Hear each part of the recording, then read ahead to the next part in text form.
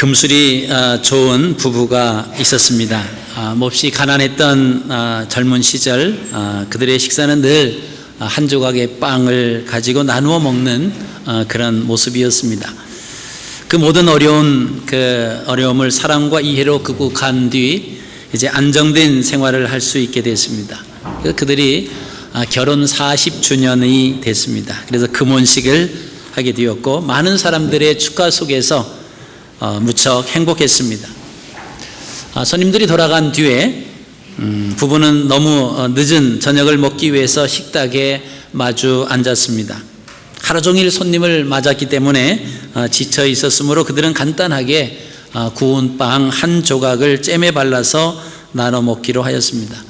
빵 한 조각을 앞에 두고 마주 앉으니까 정말 그 전에 가난했던 그 정도의 그때의 생각이 난다고 회상을 하면서 이 할아버지가 빵 그 한 조각 구운 것을 거기다가 잼을 발라서 40년 동안 그래 왔듯이 할머니에게 빵의 제일 끝 부분을 잘라서 내밀었습니다.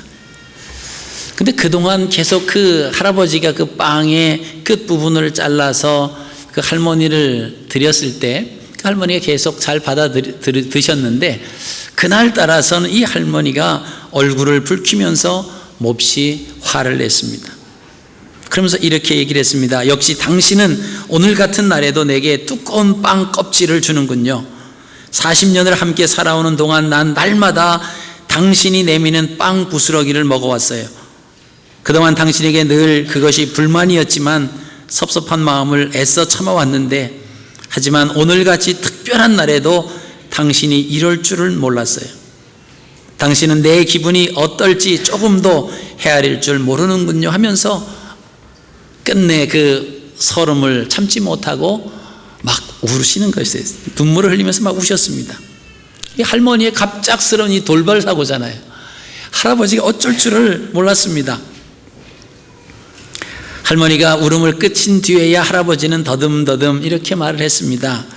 당신이 진작 이야기를 해 주었더라면 좋았을 텐데 난 몰랐어. 하지만 여보, 바삭바삭한 빵 끄트머리는 내가 가장 좋아하는 부분이었어. 상대방의 마음을 알고 그 마음에 기쁨을 주는 사람이 바로 행복한 사람입니다. 할머니는 40년 동안 남편이 그 잘라주는 빵 끄트머리가 그게 먹는 게 너무나 서글펐습니다.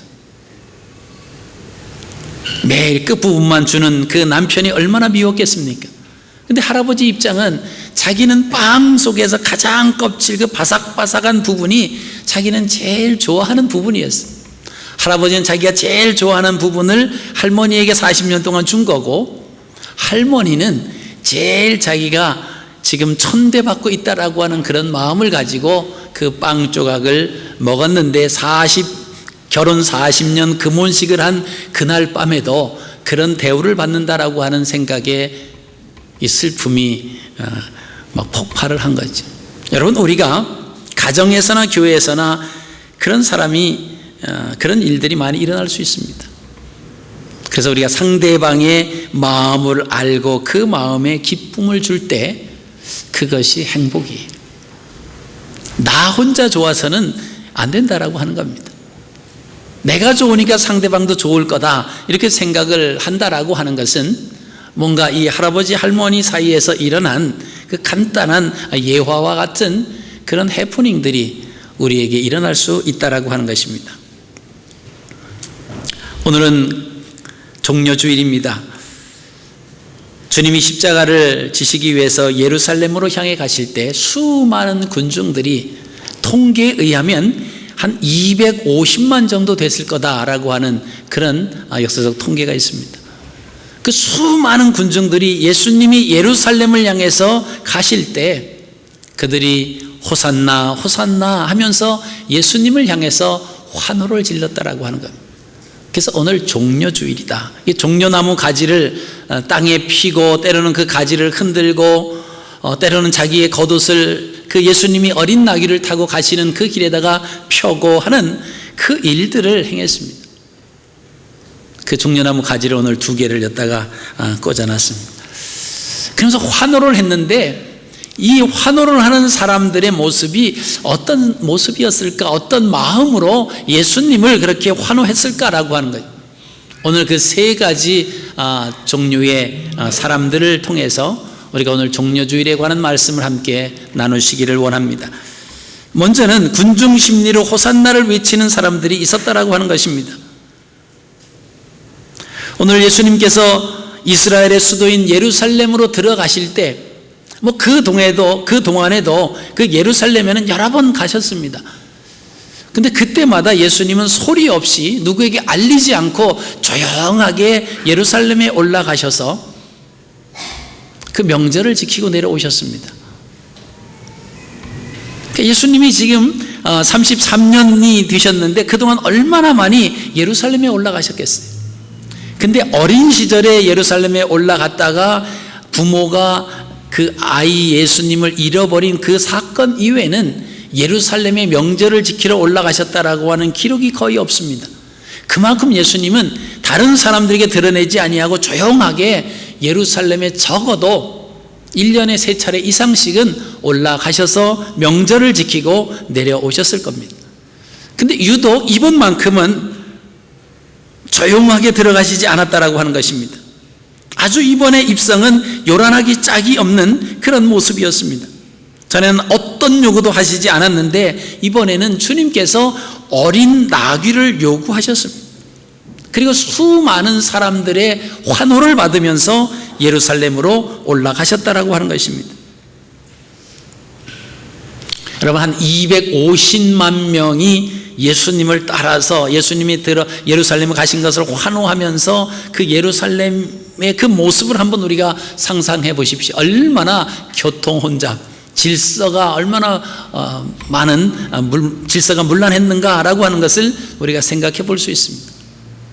자, 이 가운데서 수많은 사람들이 호산나 호산나 호산나 다윗의 자손이 하면서 그 예수님을 환호했는데 그 첫 번째 사람들은 군중 심리로 호산나를 외쳤다라고 하는 겁니다.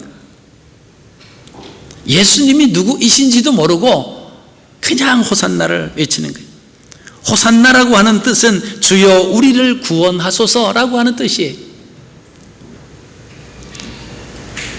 예수님 우리를 구원해 주십시오 이렇게 소리를 쳤는데 그 구원이 무슨 구원인지도 몰라요.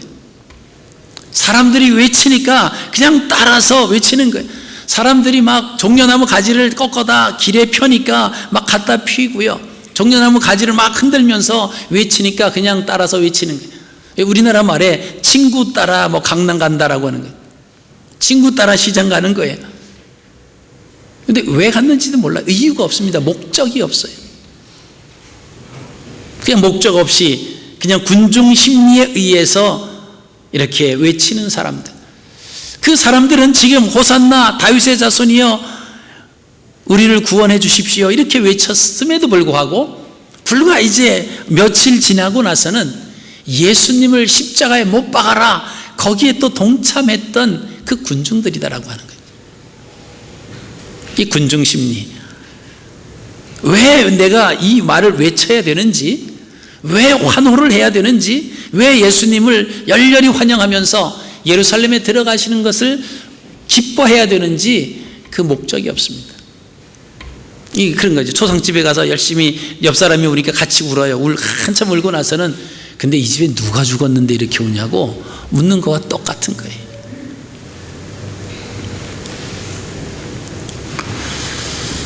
누가복음 19장 40절 말씀 보시면 만일 이 사람들이 잠잠하면 돌들이 소리 지르리라 이 말씀이 있습니다. 일개 세상 왕이 수도로 입성한다라고 할지라도 사람들이 환호를 하는데 만왕의 왕, 만주의 주가 하나님의 아들이신 예수 그리스도가 이제 죄를 대속하시려고 우리의 죄를 담당하시기 위해서 예루살렘에 들어가시는데 어찌 환영하지 않을 수가 있겠습니까? 근데 이 무리 중에서 많은 사람들은 예수님이 진정 나의 구세주고 나를 대속해 주시고 십자가에 못 박혀 죽으셔서 나의 죄를 사해 주실 분이라고 하는 그런 마음으로 호산나를 외치는 게 아닙니다. 그냥 군중 심리에 의해서 호산나를 외친다라고 하는 것입니다. 여러분, 오늘날도 많은 사람들이 예수님을 믿는다라고 하면서 교회에 나오고 있지만은 그 교회에 왜 나오는지도 몰라요.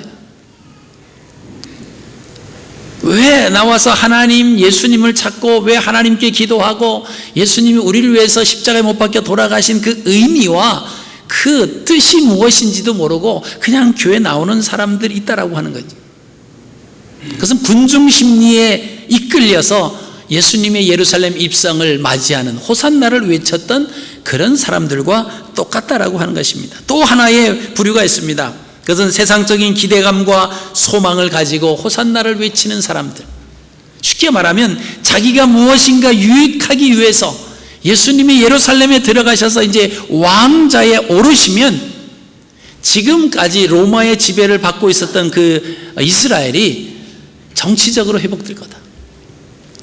로마에 세금을 바치던 것도 안 바쳐도 되고 로마의 지시를 따르지 않아도 되고 간섭을 받지도 않아야 되고 얼마나 좋겠습니까? 그런 메시아를 기다리고 있는 거예요. 그래서 이제는 우리나라가, 이제는 이스라엘이 회복됐구나. 회복되면 우리가 마음껏 이 땅에서 우리가 원하는 대로 우리의 생활을 펼쳐나갈 수 있다라고 하는 그런 생각을 가지고 지금 예수님을 환호하고 있습니다. 심지어 예수님과 3년여 동안 같이 따라다녔던 그 제자들마저도 예수님이 예루살렘에 들어가신다라고 하니까, 나귀를 타고 들어가신다라고 하니까 이제는 전에 들어가셨던 거하고 다르거든요. 제자들조차도 그렇게 생각했습니다. 아, 이제는 만왕의 왕으로 정치적인 메시아로 예루살렘에 들어가서 이제는 로마 군대를 물리치고 정말 이 나라를 회복시키시구나. 자, 그렇다라고 하면 내가 예수님에게 잘 보여서 내가 더 높은 자리 하나 맡아야 되겠다, 이런 생각을 하고 있었습니다. 그래서 서로 질투했어요. 누가 더 높은 자가 될 것이냐 지금 싸우고 있습니다. 예수님께서는 지금 예루살렘에 들어가셔서 십자가를 지고 죽으셔야 할 그 길을 지금 가셔야 하는 그 앞에 놓여 있습니다. 그리고 제자들과 함께 이야기를 하고 계신데 제자들 마음속에서는 서로 시기했습니다. 누가 더 높은 자리를 차지할 거냐, 누가 더 예수님에게 잘 보여서 더 나은 자리에 앉아 있을 거냐, 이런 생각을 하고 있었다라고 하는 겁니다. 심지어 예수님의 제자들 중에 그 어머니가 와서 예수님에게 그렇게 부탁했습니다. 예루살렘에 들어가면 왕이 되시면 우리 아들 하나는 우편에 하나는 좌편에 앉게 해 주십시오.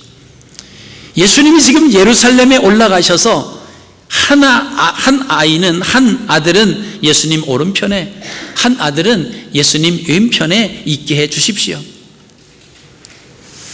예수님이 그 여인의 부탁, 치맛바람이지요. 그 부탁을 들으면서 참 한심스러운 거지. 내가 가는 길을 내가 아느냐, 나의 잔을 내가 마실 수 있느냐. 그 제자의 어머니의 말 같으면 무엇입니까? 예수님, 예루살렘에 가서 십자가에 못 박히실 때요, 우리 하나들은 오른쪽에 못 박히게 해주시고 또 하나들은 왼쪽에 못 박게 해주십시오. 이 부탁을 하는 거예요. 예수님이 왜 예루살렘으로 입성하시는지를 모르게 되면 우리의 요구와 우리의 필요와 우리의 기대와 우리의 소망을 이룰 것이다 라고 하는 그런 마음으로, 그런 착각으로 예수님을 대할 수 있다라고 하는 것입니다. 여러분, 우리가 예수 그리스도를 믿는 우리도 마찬가지입니다. 교회 나가면 건강해진다, 교회 나가면 돈 잘 번다, 교회 나가면 모든 일이 잘 풀린다, 교회 나가면 출세의 길이 열려진다, 이런 마음을 가지고 교회에 온다라고 하면 이것은 잘못된 신앙이에요.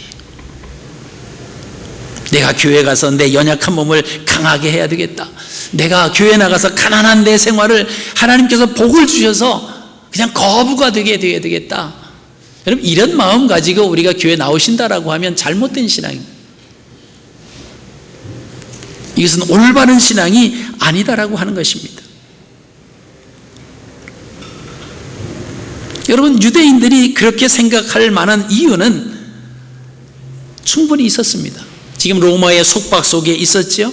그리고 지금 유월절을 지킵니다. 여러분, 유월절이라고 하는 것은 이스라엘 백성들이 애굽에서 종살이할 때 그 애굽하는 그 기념으로 지키는 거예요.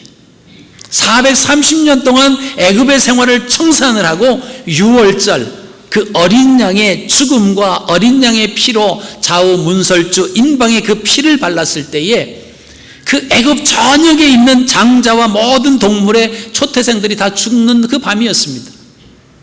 근데 고생 땅에 있는 이스라엘 백성들이 머물러 있는 그곳에는 아무런 일도 발생하지 않았습니다. 결국 그 10번째 재앙을 통해서 이 애굽의 왕 바로가 손을 듭니다. 그리고 이스라엘 백성들을 애굽 땅에서 보내주는 거예요. 그것을 기념하기 위해서 이 유월절을 지키게 되는 것입니다. 유월, 뛰어넘었다라고 하는 거예요. 죽음의 사자가 이스라엘 백성들 그 문설주에 어린 양의 피를 바른 것을 보고 유월했다, 뛰어넘었다, 그 파스오버 이런 표현을 씁니다. 뛰어넘었다라고 하는 거예요. 그걸 기념하는데 지금 유월절이 됐는데 예수님이 예루살렘에 어린 나귀를 타고 예루살렘으로 입성하신다라고 하는 거예요. 그러니까 그들이 매치가 되잖아요. 오래전에 이스라엘 백성들이 애굽에서 출애굽했던 그 기념, 그 유월절, 그 제2의 유월절이 되겠구나 이렇게 생각하는 거예요. 그러니까 우리를 와서 우리의 정치적인 메시아로, 정치적인 왕으로 군림하시고 로마의 모든 군사들을 쫓아버리시고 로마를 오히려 다스리게 하는, 온 세상을 다스리는 그 만왕의 왕이 되어 주십시오. 이 세상에 으뜸가는 왕이 되어 주십시오 라고 하는 그런 기대감 속에서 예수님을 지금 맞이했다라고 하는 것입니다.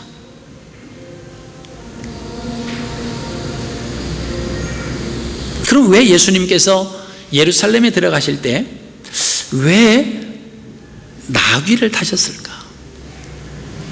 왕으로 당당하게 입성하실 때는요, 백마를 타야죠. 왕들이 타고 오는 게 백마 아닙니까? 백마를 타고 예루살렘에 입성하셔야 되는데 예수님은 오늘 말씀 보니까 어린 나귀를 타고 예루살렘에 들어가셨습니다. 그 어린 나귀인데 그 어린 나귀는 사람들이 한 번도 타보지 않은 그런 나귀였습니다. 연약하다라고 하는 것입니다. 어리다라고 하는 거예요. 그럼 왜 예수님께서 이 초라한 동물 나귀를 타셨을까라고 하는 겁니다.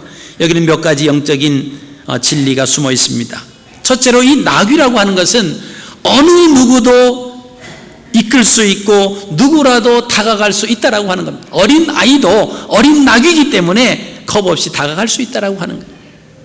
어느 누구나 가까이 할 수 있다라고 하는 의미가 바로 있습니다. 노인들도 여자들도 모두 이 어린 나귀를 끌고 갈 수 있는 힘이 있다라고 하는 거예요. 힘이 세고 막 흰 말 막 이러면 어린 아이들이 접근을 못하지요. 말의 발에 채일 수도 있고요, 말이 도망가면 이거 붙잡을 수도 없는 그런 가운데 있습니다. 근데 예수님은 어린 나귀를 타셨다라고 하는 거예요. 누구나 가까이 할 수 있는, 누구나 은혜를 받을 수 있는 왕이다라고 하는 거죠. 가까이 할 수 있는. 그 다음에 두 번째, 이 나귀라고 하는 것은 짐을 잘 지는 동물입니다. 여러분, 지금도 높은 산 꼭대기에 막 돌로 된 그런 데 가면 이 낙타들이 사막에서 많이 사용하는데 이 낙타들은 한계가 있어요. 우리가 성지순례 가서 시내산에 올라갈 때 보면은 어느 정도까지는 우리가 뭐 낙타도 타고 가고 낙타가 짐도 옮깁니다. 낙타가 뭐 등치가 크잖아요. 근데 그 어느 지점부터 그 정상까지 올라갈 때는 이 낙타는 못 올라가요. 누가 올라가냐? 이 나귀가 올라갑니다. 뭐 비리비리하게 생겼지만은 그 나귀에다 짐을 잔뜩 해서 이 나귀는 묵묵하게, 비록 몸은 체구는 작지만은 그러나 그 높은 데까지 짐을 잘 지고 올라가는 동물입니다. 그래서 나귀를 통해서 물을 끌어올리고 뭐 음식 같은 거 이것도 이렇게 나르는 그 모습을 우리가 보시게 됩니다. 이 나귀라고 하는 것은 짐을 잘 지는 동물입니다. 큰 짐을 등에 싣고 뚜벅뚜벅 걸어가는 그 모습을 상징합니다. 예수님께서 이 어린 나귀를 타셨다라고 하는 것은 온 인류의 죄의 짐을 지고 십자가에 그 무거운 죄의 짐을 담당하실 거다라고 하는 의미가 거기에 포함이 되어 있습니다.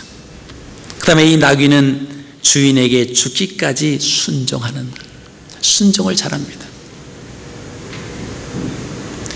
우리 예수님은 자신의 생명을 아버지 하나님의 뜻에 온전히 내어 맡겼습니다. 사실 그 십자가의 길을 가기가 싫으셨어요. 그래서 겟세마네 동산에서 기도하시지 않아요? 제자들에게 너희가 나를 위해서 좀 기도하라. 그리고 더 나가서 기도하십니다. 그저 땀방울이 핏방울처럼 되기까지 기도하셨습니다. 아버지 하나님, 할 수만 있으면 이 잔을 내게서 옮겨주십시오. 할 수만 있으면 아버지 하나님 가능하시면 내가 이 십자가 안 지면 안 되겠습니까? 얼마나 그 십자가에 지시는 것이 고통스러운가를 이미 알고 계셨기 때문에 그렇게 고백하시는 거죠. 거기서 끝나지 않습니다. 그러나 내 뜻대로 하지 마옵시고 아버지의 뜻대로 되기를 원합니다. 이 순종이지. 하나님, 저는 이 짐을 가능하면 안 졌으면 좋겠지만은 그러나 하나님의 뜻이라면 제가 기꺼이 순종하겠습니다. 이 기도를 3번씩 하시잖아요. 하나님의 뜻에 순종하겠다라고 하는 것입니다. 그리고 이 나귀는 평화의 상징입니다. 마태복음과 누가복음에 보면은 마태복음에 없는 사실이 하나 강조되어 있는데요. 이 나귀는 한 번도 타보지 않은 나귀다. 사람이 한 번도 타보지 않았다라고 하는 것은 순수하고 순결한 나귀 새끼였다라고 하는 거죠. 예수님이 이 땅에 오실 때 평화의 왕으로 오셨다라고 하는 것입니다. 스가랴 9장 10절의 말씀을 보시면 그가 이방 사람들에게 화평을 전할 것이요, 이렇게 표현하고 있습니다. 하나님과 우리 사이에 화평의 제물로, 화목의 제물로 오셨다라고 하는 거예요. 사람과 사람 사이에 예수 그리스도를 믿는 사람이 있으면 그 사람과 사람 사이가 화평하게 된다라고 하는 거예요. 어떤 사람은 어떤 모임에 가면은 이 사람은 꼭 이 사람이 껴있는 데는 헤어질 때 서로 싸워요. 싸우고 헤어지는 사람, 그런 모임이 있어요. 꼭 그 사람이 끼면은 헤어질 때 정상적으로 헤어지지 않아요. 뭔가 좀 불편하게, 뭔가 좀 꺼림칙하게 하고 헤어집니다. 이 사람은 트러블 메이커예요. 그 어떤 사람은 그 좀 서먹서먹하고 좀 이렇게 분위기가 안 좋았는데 그 사람이 끼게 되면은 화목해 되는 사람이 있어요. 그 사람이 있는 곳에는 웃음이 있습니다. 그 사람이 있는 곳에는 기쁨 가운데 헤어지는 그런 모습이 있습니다. 이게 평화의 왕이에요. 예수 그리스도를 믿는 우리는 어느 곳에 가든지 평화의 왕이신 예수 그리스도를 믿기 때문에 그 화평, 평화를 우리가 전해야 됩니다. 싸움이 있는 곳에도 평화가 있게 하고요, 미움이 있는 곳에도 사랑이 넘치게 하고, 이런 모습을 바로 예수님께서 어린 나귀를 통해서 평화의 상징으로 나타내 주셨다라고 하는 것입니다. 그리고 마지막으로 이 나귀라고 하는 것은 겸손하다라고 하는 거예요. 자기를 내세우지 아니하고 겸손한 겁니다. 제가 아까 그랬죠. 이효림 집사님이 왜 광고하시고 나니까 왜 박수를 치셨습니까? 제가 그 이유를 알았어요. 이상입니다. 그리고 인사를 하니까 겸손하잖아요. 인사하면 겸손해요. 그러면 사람들이 겸손한 사람이 박수를 보내고, 저는 인사를 안 하니까 박수를 안 보내고. 그죠? 사람은 겸손하면 사람들이 이렇게 존경을 해주게 돼 있어요. 괜히 잘나지도 못한 채 못하면서도 막 잘났다고 뭐 내세우면 그 사람 인정 안 해주잖아요. 그래서 우리가 겸손하면, 내가 이렇게 저 사람 앞에 막 굽신거리면 사람들이 볼 때 내 존재가 너무 이렇게 밑으로 내려가지 않는가. 이건 세상적인 사람의 마인드예요. 우리 믿음 안에서는 겸손한 자에게 하나님이 복을 주신다고 그랬습니다. 나귀라고 하는 것은 겸손한 동물이다라고 하는 것입니다.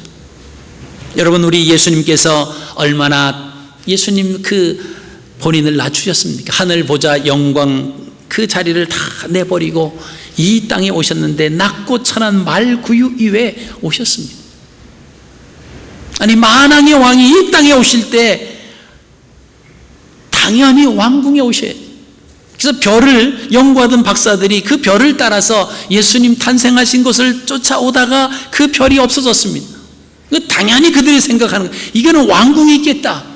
왕궁에서 이 세상을 다스릴 그 아기 예수님이 태어나야 되지 않느냐. 그리고 헤롯을 찾아가는 거 아닙니까? 근데 예수님은 왕궁에서 탄생하신 것이 아니라 낮고 천한, 그것도 집이 아닌 말구유에서 탄생하셨다라고 하는 것은 겸손하십니다. 여러분, 겸손이라고 하는 것은 힘이 없어서 능력이 없어서 굽히고 낮아지는 것이 아니다라고 하는 거예요. 힘이 있지만 능력이 있지만 그러나 낮아지는 거, 이게 겸손이에요. 내가 힘이 없어서 저 사람에게 굽신거린다, 이게 겸손이 아니죠. 그러나 내가 얼마든지 능력이 있지만 나를 낮추는, 그래서 예수님이 이 땅에 겸손의 왕으로 오셨다라고 하는 것입니다. 주님은 누구라도 사랑하고 누구라도 이해하고 누구라도 용서하시는 그 겸손한 분이십니다.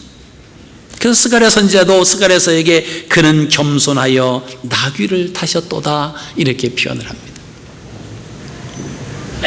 여러분, 겸손하시기 바랍니다.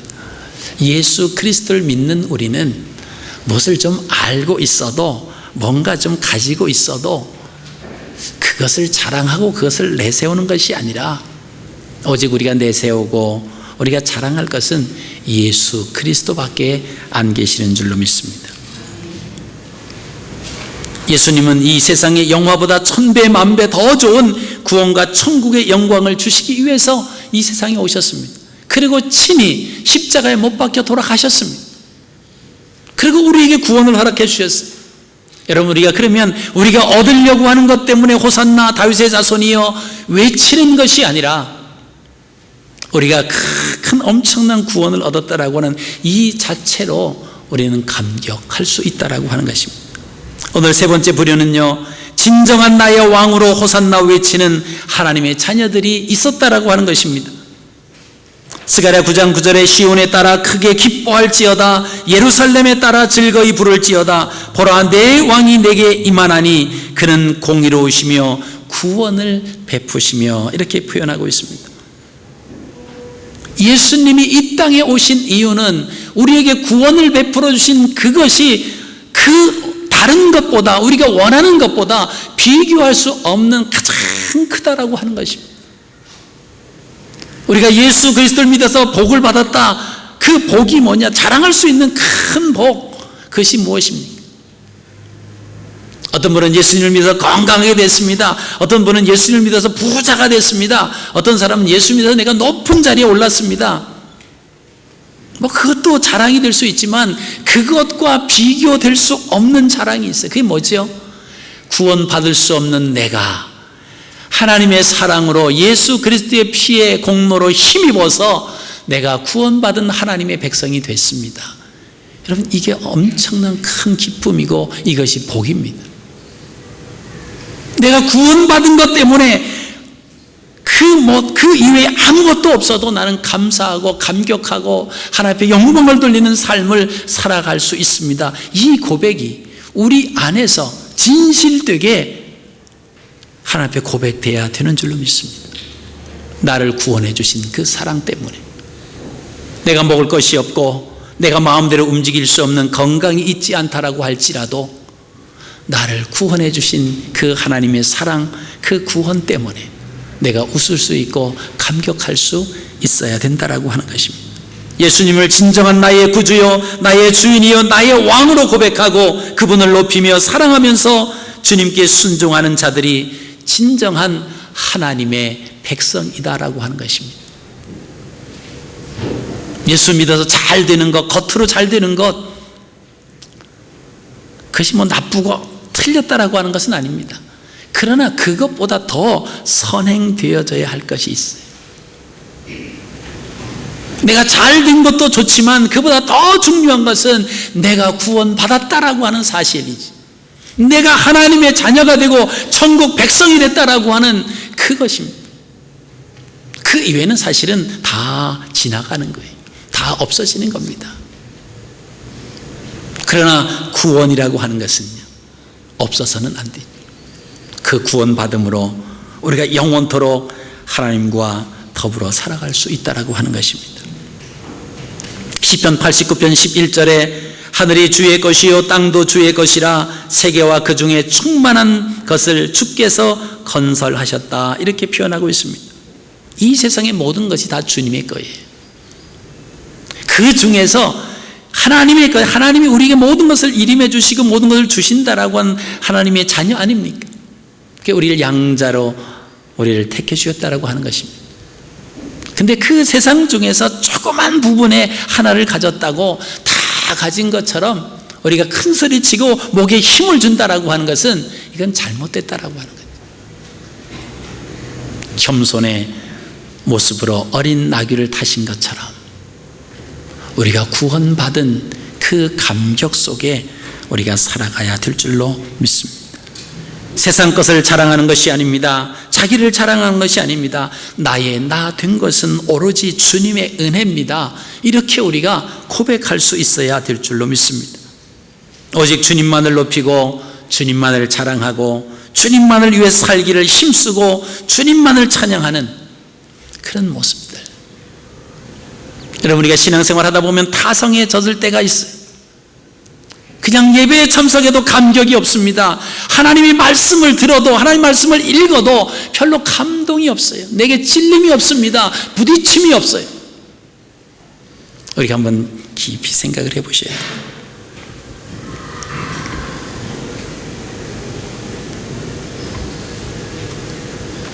어제 저희 집에서 가정 예배를 드렸는데 어제 그 성경 구절이 40몇 절까지 있었어요. 했더니 누구라고는 말하지 않는데 누가 오늘은 반만 읽자 이래요. 길다는 거지요.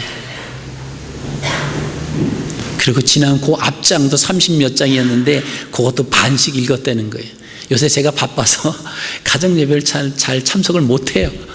그러니까 아니 그게 얼마 된다 그걸 반씩 읽냐. 그랬더니 저보고 예배를 참석하지 예배도 안 참석하면서 그런 말 하냐고. 아니 내가 뭐 일부러 참석 안 했냐. 어쩔 수 없이 미팅 때문에 참석 못했지만 이 마음이 이게 불량하다. 마음이 불량한 거죠. 그 10분 뭐 20분 정도 더 하면 되는데 그것이 아까워서 그것 못해가지고 반씩 나눈다. 이 변질되는 거예요. 변질. 여러분 왜 이 말씀을 드리냐 하면 내일부터 특별 새벽 기도입니다. 주님께서 우리를 위해서 십자가에 못 박혀 돌아가셨어요. 물과 피를 다 쏟으시면서 고통을 받으셨습니다. 왜? 우리를 구원해 주시기 위해서요. 여러분 40일도 아니 40일 했더니 너무 목사님 길어요 해서 올해는 2번 일주일씩 나눴어요.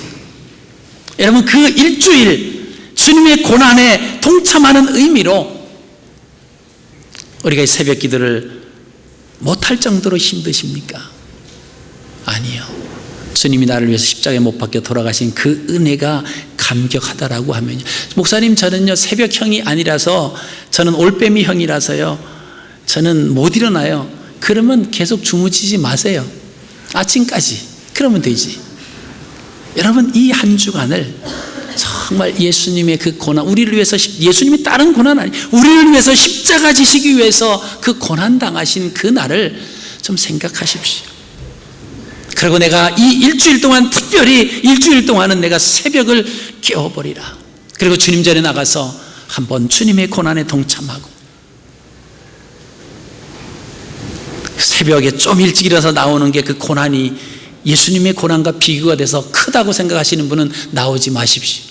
안 나오신 분은 제가 그렇게 그분은 새벽에 일어나는 것이 예수님이 우리를 위해서 그분을 위해서 십자가 지신 고난보다 더 크다고 생각하시는 분이구나. 그리고 제가 이름을 적어 놓겠습니다. 이분은 대단한 분이다.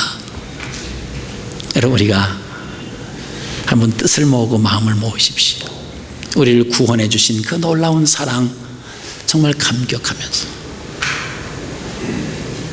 이번 부활 특별절을 한 주간 앞두고 우리가 형식적으로 하는 그런 특별 새벽 기도회가 아니라 정말 주님의 고난, 주님 나를 위해서 이 땅에 오셔서 정말 나를 구원해 주시기 위해서 십자가에 못 박혀 돌아가시기까지 얼마나 그것이 힘들고 얼마나 가시기 싫었으면 할 수만 있으면 이 자들 내게서 옮겨주십시오. 그렇게 하나님 앞에 기도했겠어요. 얼마나 힘드셨으면 십자가 위에서 나의 하나님 어찌하여 나를 버리셨나이까 이렇게 고백하셨겠어요. 그 고난과 그 핍박과 그 조롱을 다 참으시면서 우리를 구원하시기 위해서 돌아가신 그 예수님, 우리가 한번 기억하며 우리 특별 새벽 기도에 동참하시기를 다시 한번 부탁을 드립니다. 여러분, 1000년 전에 영국에 카뉴트라고 하는 대왕이 있었습니다. 그 대왕의 일화가 있어요. 원래는 덴마크 왕의 둘째 아들로 태어났습니다. 아주 총명하고 용감해서 그 아버지를 따라서 영국을 정복한 그 공로로 21살에 영국의 왕으로 책봉이 됩니다. 그리고 형의 죽음으로 인해서 2년 후에는 덴마크 왕까지 겸하게 됩니다. 10년 후에는 바이킹을 제압하고 노르웨이 왕까지 겸하는 대해상 제국의 건설 인물이 됩니다. 이 젊고 유능한 왕, 이 카뉴트에게 신하들이 왕의 한마디로 되지 않는 것은 이 세상에 아무것도 없습니다 하면서 아부하기 시작했어요. 업적이라든가 그 영향력, 그 젊고 용맹스럽고 지혜로운 그 왕에게 사실이지만 계속 그 왕에게 아부했습니다.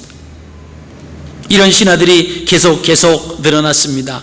그래서 이 카누트 왕이 신하들을 데리고 함께 폭풍이 있는 해변으로 나갔습니다. 그리고 폭풍이 막 일기 시작했어요. 자, 이 카누트 왕이 바다를 향해서 이렇게 외칩니다. 바다야 잠잠하라. 예수님이었어요. 바다야 잠잠하라. 근데 바다는 아랑곳하지 아니하고 계속 풍랑이 일었습니다. 그때 이 카누트 왕이 신하들을 향해서 이야기했습니다. 이래도 내가 절대자라고 말을 하겠느냐? 바다 하나도 순종시키지 못하는 내가 절대자는 아니다. 이 바다와 온 세상을 주관하시는 분은 오직 전능하신 하나님 한 분이다. 이 세상의 왕의 왕은 하나님 한 분이시다. 그러면서 그날 이후에 나는 이 시간부터 왕관을 쓰지 않겠노라. 그리고 그 왕관을 벽에다가 걸어두고 그 이후로 한 번도 왕관을 쓰지 않았다라고 하는 그런 일화가 있습니다. 이 카누트 왕은 진짜 왕이 누군지를 알았다라고 하는 거예요. 인간은 자기를 아는 것이 가장 위대한 일입니다. 하나님 앞에 낮아진다라고 하는 것은 하나님 앞에 높아지는 거예요. 자기가 조금 가지고 있는 것, 사람들이 자기를 칭찬해 준다라고 하는 그것 때문에 우쭐하는 것은 이건 교만이에요. 카누트 왕은 세 나라, 네 나라를 지배하는 공동 그런 왕이 되었음에도 불구하고 그렇게 겸손했습니다. 그래서 흔히 쓰지 않는 이 대왕이라고 하는 칭호를 그가 나중에 받았다라고 하는 것이죠. 여러분, 인류의 왕이며 인류의 주권자이시고 인류를 다스리는 분은 오직 하나님 한 분이십니다. 만왕의 왕이 오직 그 하나님 한 분이다라고 하는 것입니다. 수많은 사람들이 예수 그리스도를 쫓아왔고 예수님을 환호했지만 그들이 부르는 호산나 다윗의 자손이여 하는 그 의미는 나눠진다라고 하는 거예요. 군중 심리로 무슨 의미인지 무슨 뜻인지도 모르고 남이 하니까 덩달아 행하는 것이. 또 하나는 자기의 욕심, 자기의 꿈과 자기의 희망을 이루기 위해서 그분을 부르는 거예요. 우리의 연약한 부분을 채워주시고 우리의 나약한 것을 강하게 해주시는 그분이라고 하면 내가 만왕의 왕 호산나 다윗의 자손이여 그분을 환영하겠습니다. 그런 사람은 그런 일이 이루어지지 않으면 그 하나님을 헌신삭처럼 버리죠. 그러나 그 예수 그리스도는 나를 구원해 주시기 위해서 예루살렘에 들어와서 물과 피를 다 쏟으시면서 십자가에 못 박혀 죽으셔서 나를 구원해 주실 만왕의 왕 나의 구세주로 호산나 다윗의 자손이여 외치는 자가 있었다라고 하는 것이죠. 여러분, 2000년 이상이 지난 지금 우리는 그 예수 그리스도가 예루살렘으로 들어가시는 이 종려주의를 맞아서 여러분 어떤 마음으로 그분을 따르며 그분을 부르시겠습니까? 우리의 연약한 부분을 채워주시는 분으로 부른다라고 하면 그 부분이 채워지고 나면 우리는 주님을 떠날 것입니다. 또는 그 부분이 채워지지 않는다라고 하면 우리는 또한 주님을 떠날 것입니다. 그러나 나의 구세주, 내 생명의 구원자, 나를 하나님의 자녀로 삼아 주시기 위해서 물과 피를 흘리시면서 나를 하나님과 화목하시기 위해서 오신 그 예수 그리스도를 우리가 모신다라고 하면 우리의 삶은 영원토록 하나님과 더불어 살아갈 수가 있을 것입니다. 여러분, 오늘 종려주의를 시작을 해서 우리가 고난주간을 이제 일주일 동안 지나게 됩니다. 오직 진정한 나의 왕으로 호산나 외치는 하나님의 자녀들이 되시기를 주님의 이름으로 축복합니다. 살아계신 아버지 하나님,